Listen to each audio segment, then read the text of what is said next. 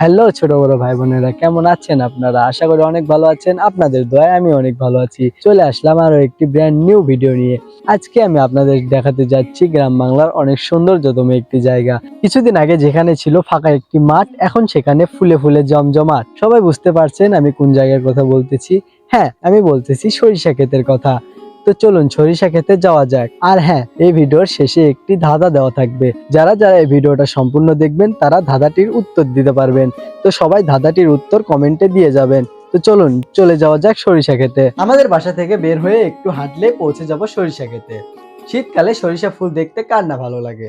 গ্রামের প্রায় 90% মানুষ সরিষা ফুলের সাথে পরিচিত। সরিষা ফুল দেখতে শহর থেকে অনেক মানুষ ছুটে আসে গ্রামে। সরিষা ফুলের মধ্যে এত বেশি ফুল একসাথে সাধারণত দেখা যায় না। মাঠের পর মাঠ সরিষা ফুল ছেয়ে থাকে হলুদ চাদরের মতো, যেটা দেখতে অনেক সুন্দর লাগে। এটা আমাদের গ্রামের ডিপ পাম্প।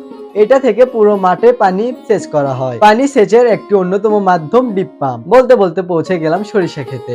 এখন দূর দূরান্ত পর্যন্ত শুধু হলুদ ফুল ছাড়া আর কিছু দেখা যাবে না। সরিষা ফুলে মাঠ ভরেছে ছড়িয়ে হলুদ রং। কৃষকেরা দুঃখ ভুলে গাইছে সুখের গান। মনের মতো ফসল তুলে ভরবে তাদের ঘর। দুঃখ রহিবে না আর কাটবে দেনার ভার। ভোর সকালে শীতের ছোঁয়া শিশির ভেজা ঘাসে, পূব আকাশে সোনার রবি সকাল হলেই হাসে। সরিষা ক্ষেতের কাছে গেলে একটা মন মুগ্ধকর গন্ধে মনটা ভরে যায়। মৌমাছিরাও অনেক জায়গা থেকে আসে সরিষা ফুল থেকে মধু সংগ্রহ করতে। কিছুদিন পর সরিষা ফুল থাকবে না সরিষা ক্ষেতে, মৌমাছিরাও উড়ে যাবে অন্য জায়গাতে। সরিষা ফুল পছন্দ হবে না এমন মানুষ পাওয়া খুবই কঠিন। মাঠের এই প্রান্ত থেকে ওই প্রান্ত পর্যন্ত শুধু হলুদ কালার ফুল। এত বেশি ফুল একসঙ্গে আর কোথাও দেখা সম্ভব নয়। যাদের কাছে এই সরিষা ফুল ভালো লাগে তারা ভিডিওটাতে লাইক করবেন এবং চ্যানেলটা সাবস্ক্রাইব করবেন। আর হ্যাঁ, সাথে ফেসবুক পেজটাও ফলো করে দিবেন। আপনারা সরিষা ফুলের সৌন্দর্য উপভোগ করুন।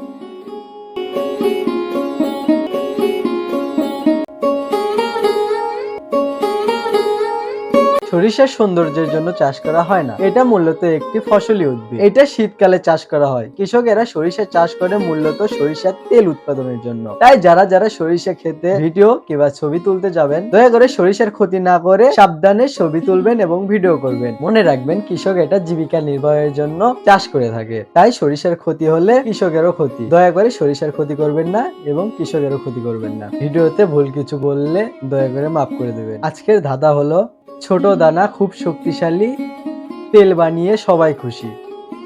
উত্তরটা কমেন্টে দিয়ে যাবেন। আজকে এইটুকুই থাক, দেখা হবে অন্য আরেক দিন। আল্লাহ হাফেজ, ভালো থাকবেন এবং আপনার চারপাশের সবাইকে ভালো রাখবেন।